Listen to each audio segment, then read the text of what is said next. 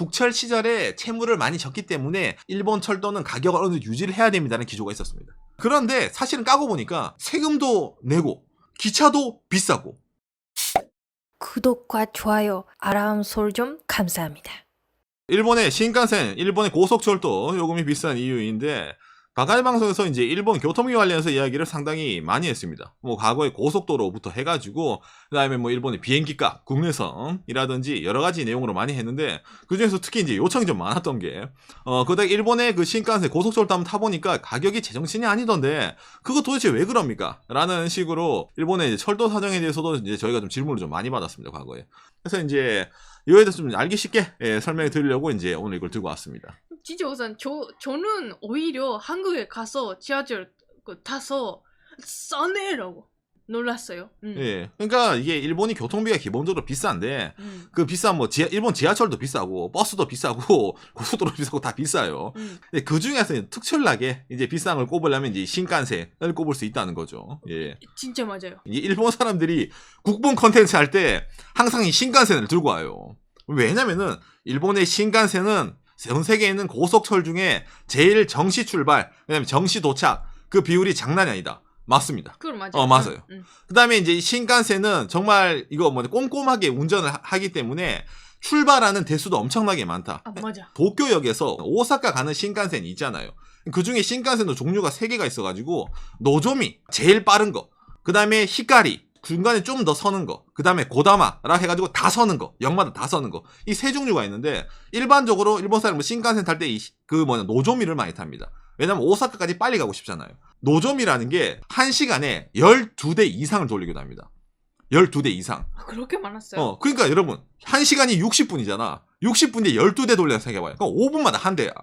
그 사이에 계속 멈추는 신칸센이랑 그 다음에 한 번씩 멈춘 신칸센으로 동시에 돌리는 거예요. 그러니까 1시간에 15개 이상을 돌립니다. 예, 피크타임 때는. 이렇게 많은 거를 정시에 돌리려고 하면은 사람들이 얼마나 이제 열을 올리고 하겠어, 여기에 대해서. 와, 이거 막 시간이, 이거, 초 단위마다 이제 재가지고, 그냥 막 탕탕탕이 재잖아요. 그러니까 고속철도가 지하철급 이상으로 많이 돌리는 나라예요, 일본이라는 나라가. 그만큼 수요가 있기 때문에 이걸 돌립니다. 지금이야 코로나라서 많이 못 돌립니다. 코로나 때문에 뭐 1시간에 뭐 4대, 5대, 적을 때면 3대까지 줄었어요.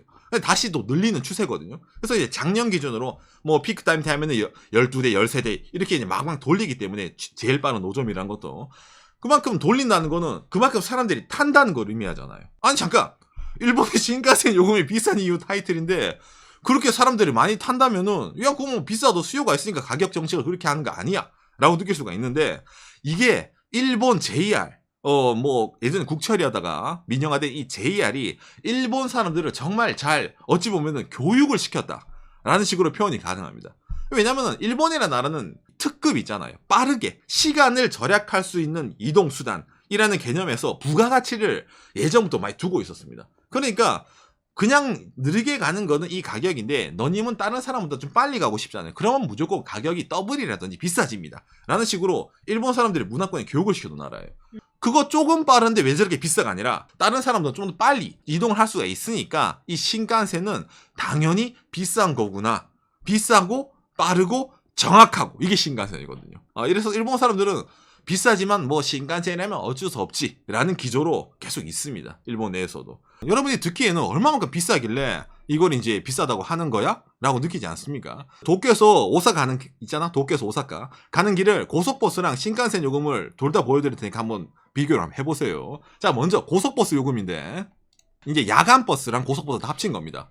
잠깐만, 이거는 평소보다 많이 싸졌네. 최저가가. 평소에는 최저가 3,000엔, 4,000엔이었는데 이게 이제 코로나 시국이라 사람들이 이제 고속버스는 이제 밀폐 공간이잖아요. 솔직히 말해서. 근데 그래서 많이 이제 잘 안 타나 봅니다. 그래서 상당히 저렴하네요. 코로나서 많이 가격이 내려왔네. 자, 그럼 신칸센은 얼마나 될까? 이제 일본의 라인 트라벨 신칸센의 운임 요금을 알고 싶다. 지정석과 자유석의 차익은 아까랑 똑같은 구간이 도쿄랑 오사카라 했잖아, 아까 버스에서. 자, 그래서 봅시다.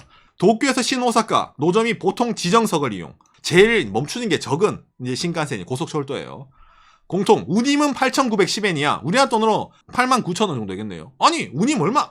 그래도 뭐 대충 그렇게 비싸지 않네. 거리만 갈 수 있는 권리예요. 이게 일본 철도가 드럽한 게 뭐냐면은 요금제가 분할이 되어 있습니다. 그러니까 신칸센을 타고 싶으면은 이 운임만 갖고는 못 타요. 못 타요. 그러니까 여기에 플러스를 해야 돼요, 여러분. 응. 세트 요금이야. 특급 요금이 들어갑니다. 그러니까 특급 요금이 종류가 두 개 있는데 자리가 지정된 거 있잖아. 지정석 특급 요금 아니면 자유석 마음대로 앉을 수 있는데. 그러니까 지정석 자리를 지정해서 타고 싶으면은 8,910엔에 플러스 5,810엔에서 14,720엔. 우리가 또는 한 15만 원 정도를 내야 돼요. 도쿄에서 오사카 가려면. 그다음 자유석 자리 지정 안 할래. 그러면은 조금 싸지죠. 850엔 싸져가지고 13,870엔 한 14만 원 정도 하네요. 그러니까 만 원 정도 싸지는 겁니다. 자리를 지정하냐 지정 안 하냐에 따라서. 근데 예를 들어서 이게 신칸센이 한 15개 정도 차량을 만약 운행을 해. 그러면은 자유석은 그 중에 3칸밖에 없어요. 거의 자유석은 높은 확률로 진짜 앉을 수 있더라도 옆 사람이 딱 붙어 앉다든가 아니면은 못 앉는 경우가 자주 있습니다. 그러니까 자유석인데 사실상 서서 가야 되는. 그러니까 사람들이 그게 싫으니까 거의 대부분은 지정석을 산다고 보면 돼요. 예. 그래서 기본적인 요금이 14,720엔이 도쿄에서 오사카까지 가는 요금이라는 겁니다. 엄청나게 비싸죠. 아, 이거 장난이 아니네. 아까 고속 버스가 2,000엔 정도였는데 거기에 비하면 거의 7배네요. 지금 치면. 신칸센은 지금 코로나로 해서 할인 들어간 게 없거든요. 없어. 똑같아요. 네, 정가거든. 그러니까 우선 저도 별로 타본 적이 없었고 제 엄마, 제 아빠 진짜 안 타세요. 그렇죠. 비싸니까. 그러니까 이게 시간은 어느 정도 걸리냐면은 소요 시간 2시간 27분이 걸리는 거야. 승차 시간 2시간 27분. 환승 0회. 거리 552.6km니까 서울 부산보다 머네요. 550km를 2시간 27분 만에 주파를 하니까 빠르다. 비행기 타도 이거 1시간 걸리긴 하는데 비행기는 뭐 타러 갔다 왔다 하는 시간이 있으니까 도심의 접근성을 생각하면은 이 신칸센이라는 것 자체가 뭐 빠른 만큼 비싸다라는 식으로 생각할 수가 있겠네요. 이 신칸센을 운영하는 게 일본 JR이거든요. 그래서 이제 이 JR인데 이 JR이 어떤 식으로 운영하고 그래 또 거기다 일본 사람들이 여기에 대해서 이제 어떤 식으로 바라보고 있는지에 대해서도 얘기를 해보도록 합시다. 1980년대에 일본의 민영화 바람이 잠깐 불었습니다. 그래가지고 세 군데 일본 국가가 운영하는 기관이 민영화 대상으로 딱딱 찝혀가지고 민영화를 시켰어요. 제일 유명한 NTT, 일본의 전화 있잖아요. 전화가 NTT로 민영화가 됐습니다. 그 다음에 일본의 담배, JT가 민영화가 됐습니다. 그 다음에 또 이 국철, 일본의 이제 철도 노선이 JR, 재팬 레일웨이로 돼가지고 이제 민영화가 되는데 국철은 1987년도에 민영화를 시켰습니다. 적자가 어마어마했기 때문에 그 적자를 놔두면은 저거 이제 공무원부터 해가지고 일본 국민들의 세금이 낭비가 되니까 저걸 민영화 시켜가지고 자체적으로 어떻게 이제 시장 경제에 맡겨가지고 철도를 잘 좀 돌려보자 이런 일념하에 1987년에 민영화를 시켜서 지금까지 운영을 시키고 있어요. 왜 일본 정부가 일본 국철을 현 JR로 민영화시킬 수밖에 없었을까? 당시에 민영화시킬 당시에 부채가 37.1조 엔, 대한민국 돈으로 371조 원 정도의 부채를 갖고 있어요. 어마어마하지 않아? 어떻게 운영을 했길래 부채가 370조야 우리나라 돈으로. 이건 일본 사람들 봤을 때도 저거는 미쳤다. 저거는 세금 가지고 지들이 돈질을 했네. 쟤들이 이거는 맞습니다. 민영화를 시켜야 됩니다. 그래서 모든 여론이 다 같이 옳은 일 했다 이런 식으로 해가지고 민영화를 시키게 됩니다. 그래서 이제 이 JR 국철 일본 이제 철도 하는 거 있잖아. 국영을 쪼갰는데 어떤 식으로 쪼갰냐면은 예를 들어 뭐 저쪽 큐슈에 있는 쪽이 동경 쪽 철도까지 관할을 하면은 너무 거리가 멀잖아. 그러니까 지역마다 세그멘트를 딱딱 놔둬가지고 분할을 딱 시켜준 거예요. 그러면 효율적으로 관리가 가능하겠지라고 당시에 생각을 한 거야. 그런데 이게 뭐 지금 30년 이상이 흘렀습니다. 약 33년이 흘렀네요. 일본에서 민영화를 시켜놔서. 그래서 여러 가지 각종 기사부터 해가지고 여러 가지 이제 경영 전문가들이 의견을 내는 거예요. 실패한 거다. 그래서 이제 왜 실패했다 말을 많이 듣냐면은 지역별 특성을 이해하지 않고 한 거예요. 그러니까 편차가 엄청 심한 거예요. 여러분 잘 보세요. 바깥에도 예전에 이제 홋카이도에 살았지만 홋카이도는 인구 밀도가 적습니다. 저쪽 북쪽에 있고 눈도 많이 오는 데예요. 사람들이 띄엄띄엄 살아요. 근데 일본에서 띄엄띄엄 산다 해도 이게 국철 때는 어찌보면 국가의 인프라다 보니까 사람이 별로 안 타더라도 어쨌든 운행을 해야 돼. 그리고 민영화가 돼서도 철도 없으면 움직이지 못하는데 어떻게든 운행을 해주세요. 이런 요청 엄청 많았어요. 그래서 몇몇 개는 운영을 했습니다. 물론 폐지한 노선도 있어요. 민영화라는 목적 하에서. 그래서 운영을 하다 보니까 이게 돈이 점점점 부채가 늘어나는 거예요. 거기는 민영화 시켜놔서도. 왜?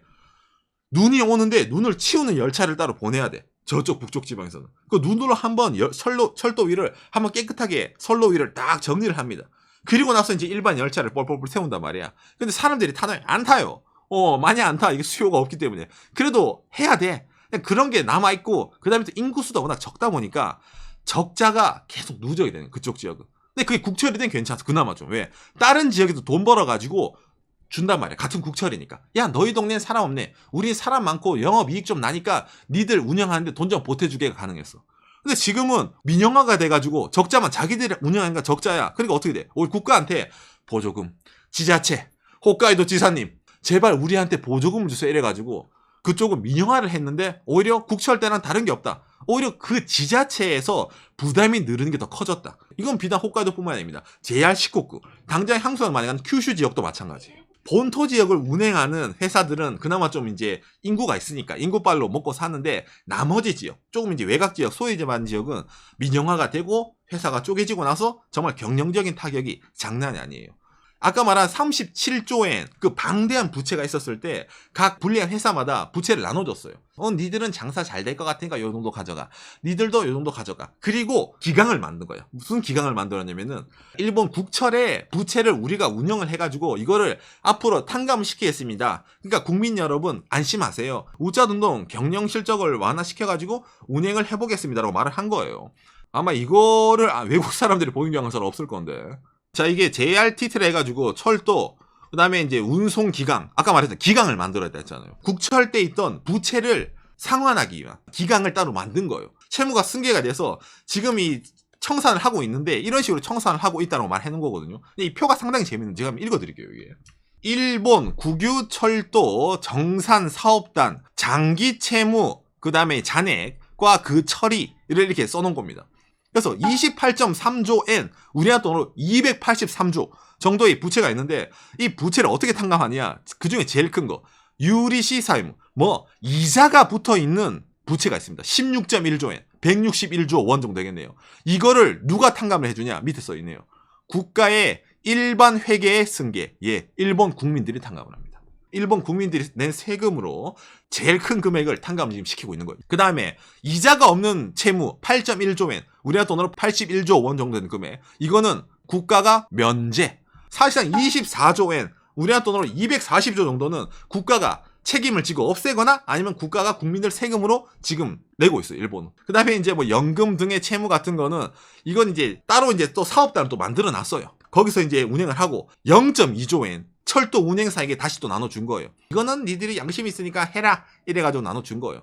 그래서 이걸 보면은 대충 뭘 알 수 있냐면은 빚이 많아서 민영화를 시켰는데 사실상 그 많은 빚 중에 대부분을 국가가 채무 탕감을 시켜주거나 아니면 국가가 국민들 세금으로 하고 있기 때문에 민영화를 했다 하더라도 민영화가 아니다 라는 식으로 말을 할 수 있다는 거예요. 이게 일본 철도 업계의 기본적인 구조입니다. 요시. 일본은 철도비가 비싸요. 왜냐하면 국철 시절에 채무를 많이 졌기 때문에 그 채무를 저희가 탕감을 해야 되기 때문에 일본 철도는 가격을 어느 정도 유지를 해야 됩니다라는 기조가 있었습니다. 그런데 사실은 까고 보니까 채무 탕감을 이미 일본 국민들이 하고 있던 거예요. 평소 때 내는 세금으로. 그러면은 세금도 내고 기차도 비싸고 이중과세네? 이중과세입니다. 이게 일본의 철도의 비싼 이유 중에 제일 큰 이유. 이중과세가 이루어지고 있기 때문에. 박간희 방송에서 일본은 선진국이에요. 근데 일본 사람들이 가난해요. 이런 말을 자주 하잖아요. 바로 이런 데서 나오는 겁니다. 일본은 인프라가 잘 돼 있어요. 세금으로 인프라가 잘 돼 있어요. 일본은 요금이 비싸요. 왜? 그 사람들이 세금으로 내는 금액과 더불어서 비싼 요금도 똑같이 지불하고 있기 때문에. 그럼 서민들의 삶이 팍팍이잖아요. 이게 일본 경제라는 거예요. 그래서 이제 오늘 얘기하는 이 신간센 요금이 비싼 이유. 대부분이 아까 말했지만 세금으로도 부담을 하고 있고 그 다음에 운영하는 단계에서는 저희가 빚을 갚아야 되는데 구라치지만 니들 예산이야 라는 식으로도 비싸다는 거겠죠. 아무튼 그래가지고 이제 이런 식으로 구조적으로도 비싸질 수밖에 없는 문제를 안고 있는 거예요. 구조적인 문제 이해돼 있잖아. 운영 방식에도 비싸질 수밖에 없는 운영 방식 상태를 보수하고 있습니다. 쉽게 말해서 도쿄 오사카 이동을 할 때 있잖아요. 일본 사람들이 도쿄에서 오사카에 가려면 선택지가 비행기가 있어요. 일본의 아나라든지 자리라든지 최근에는 LCC까지 생겼어요. 상대적 경쟁이 있어가지고 좀 싸졌습니다. 당장에 버스만 하더라도 선택지가 많이 있어요. 그런데 이 신칸센은 쉽게 말해서 독점입니다. 철도를 타고 갈아타는 거 없이 한 번에 도쿄에서 오사카로 이동을 하기 위해서는 신칸센밖에 답이 없어요. 여러분 봐요. 비행기는 수속하는데 시간이 걸려요. 국내선이라 하더라도 미리 가야 되잖아. 그리고 비행기는 도시 가운데 없죠. 외곽에서 이동을 해야 돼요. 그러니까 비행기는 비즈니스맨들에게는 조금 에바예요. 아, 안 돼. 그다음 고속버스. 일본에 고속버스도 많이 있는데 차가 막힐 수가 있잖아요. 일본도 차가 많이 막힙니다. 그러니까 예를 들어 미팅 시간에 맞출 수가 없어요. 그러면은 어떻게? 어느 정도 시간이 읽을 수가 있는. 아, 내가 지금 이때 뭘 타면은 어느 정도 이 시간쯤에 내릴 수가 있겠다는 거를 가늠할 수 있는 게 철도라는 이동 수단입니다.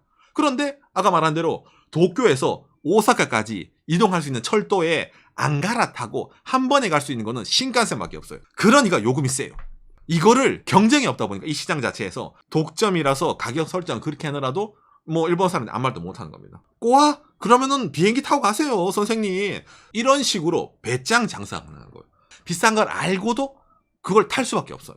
그래도 사람들이 또 얘기합니다. 일본 사람들이, 그 비싼 사람들이.